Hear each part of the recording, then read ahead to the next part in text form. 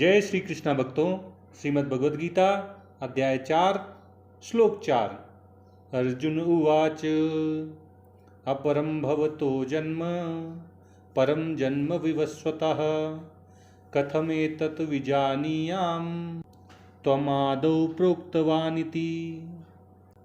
अर्जुन भगवान कृष्ण से अपनी जिज्ञासा व्यक्त करते हुए कहता है कि हे प्रभु, आपका जन्म तो अभी अभी वसुदेव के घर हुआ है, देवकी के पुत्र हैं आप, और सूर्यदेव विवस्वान का जन्म अति प्राचीन है, बहुत पहले हुआ था।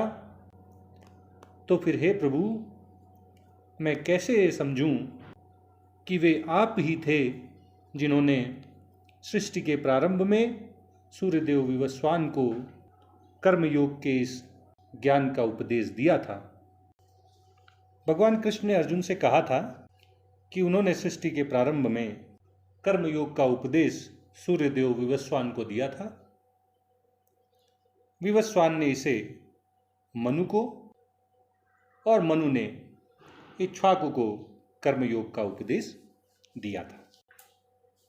अर्जुन के मन में यह जिज्ञासा उत्पन्न हुई है कि ऐसा कैसे संभव है कि श्री कृष्ण भगवान तो हमारे समकक्ष हैं, इनका और हमारा जन्म तो लगभग साथ साथ ही हुआ है। ये तो देवकी नंदन हैं, वसुदेव के पुत्र हैं, वासुदेव कहलाते हैं। तो फिर ऐसा कैसे संभव है कि इन्होंने ही सृष्टि के प्रारंभ में सूर्यदेव विवस्वान को कर्मयोग का उपदेश किया हो। अपनी जिज्ञासा को भगवान के समक्ष प्रस्तुत करते हुए अर्जुन कहता है कि हे प्रभु, आपका जन्म तो अपर है, बाद में हुआ है। अभी अभी वसुदेव के पुत्र के रूप में आप पैदा हुए हैं। अभी कुछ समय पहले ही माता देवकी के गर्भ से आपका जन्म हुआ है।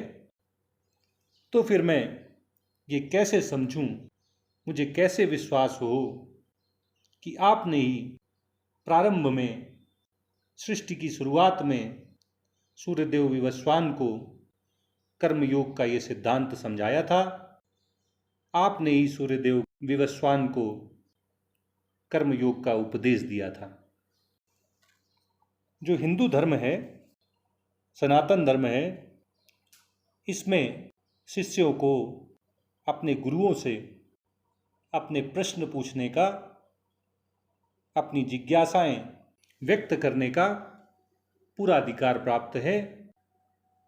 बड़े ही प्रेम से, बड़े ही आदर से शिष्य अपने गुरु से अपने प्रश्न पूछते हैं, अपनी जिज्ञासाएं शांत करने के लिए प्रश्न करते हैं। बीच बीच में लोग ऐसी अफवाह उड़ा देते हैं कि धर्म प्रश्न का विषय नहीं है, इसे ज्यों का त्यों स्वीकार करना चाहिए, इसमें प्रश्न नहीं उठाना चाहिए। लेकिन गीता के माध्यम से भगवान हम सबको ये समझा रहे हैं कि अगर हमारे मन में कोई संशय उत्पन्न हो जाता है, कोई जिज्ञासा उत्पन्न हो जाती है, तो बड़े ही प्रेम से, बड़े ही आदर से अपने गुरु से हमें उसका समाधान कर लेना चाहिए, उस संशय को मिटा देना चाहिए, उस जिज्ञासा को शांत कर लेना चाहिए।